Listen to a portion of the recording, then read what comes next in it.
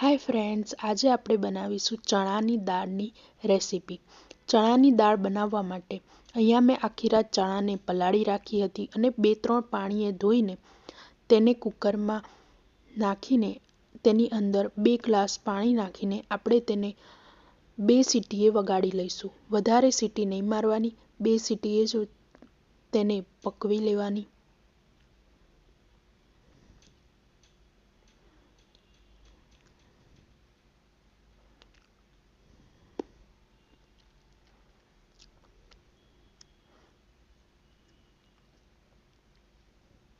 બે સીટી વાગી ગઈ છે, દાળ બફાઈ ગઈ છે. આવી દાળ ખડી રહેવી જોઈએ. એકદમ છૂટી છૂટી અને ખડી દાળ તૈયાર છે અને અંદરથી પણ બફાઈ ગઈ છે.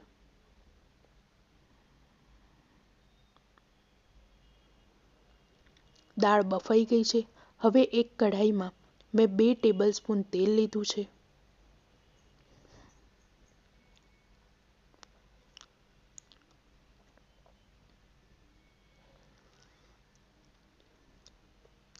તેની અંદર 1 ચમચી જીરું, 4 થી 5 કળી લસણની કટ કરેલી અને 2 લીલા મરચાં કટ કરેલા નાખ્યા છે.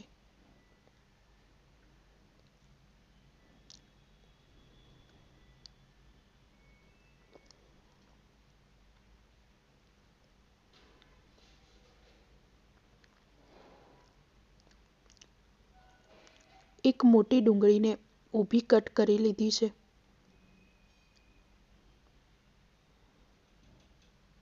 તેને 2 મિનિટ સુધી હવે થવા દેવાનું.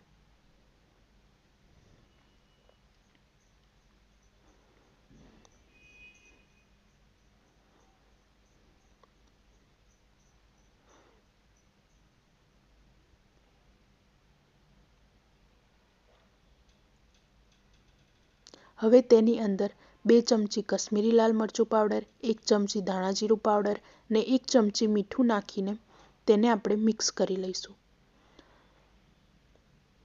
કશ્મીરી લાલ મરચું પાવડર કલર માટે હોય છે, તે એટલું તીખું નથી હોતું.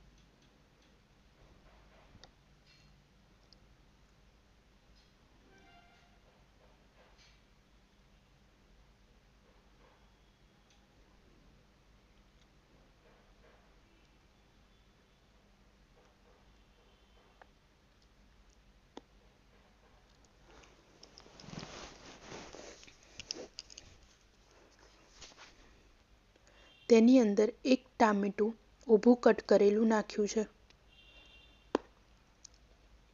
તેને પણ હવે આપણે મિક્સ કરી લઈશું.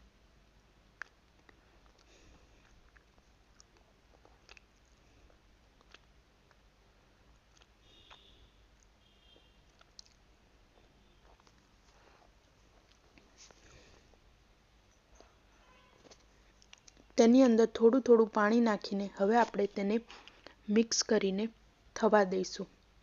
લગભગ 7 થી 8 મિનિટ સુધી મસાલાને પાકવા દેવાના.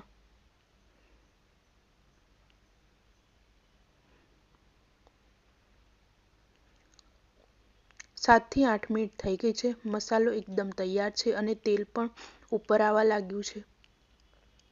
મસાલો એકદમ પરફેક્ટ છે.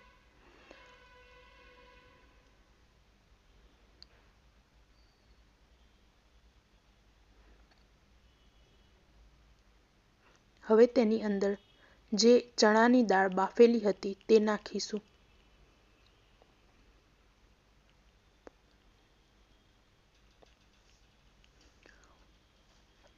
અને હવે આપણે તેને મિક્સ કરી લઈશું બરાબર.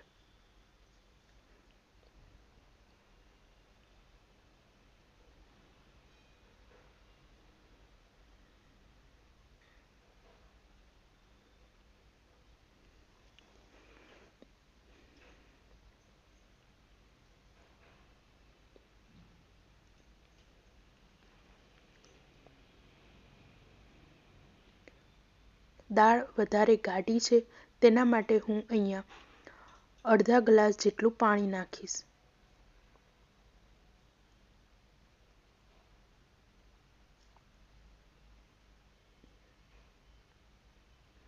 હવે તેને મિક્સ કરીને 4 થી 5 મિનિટ સુધી ઢાંકીને 4 થી 5 મિનિટ સુધી સ્લો ફ્લેમ પર થવા દેવાની.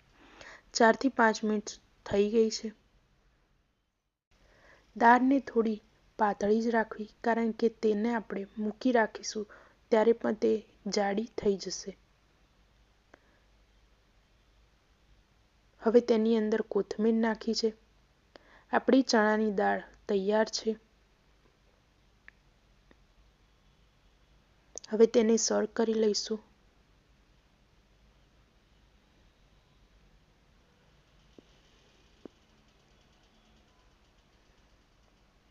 આ દાળને તમે રોટી, ચાવલ જોડે ખાઈ શકો છો. ખૂબ જ ટેસ્ટી લાગે છે.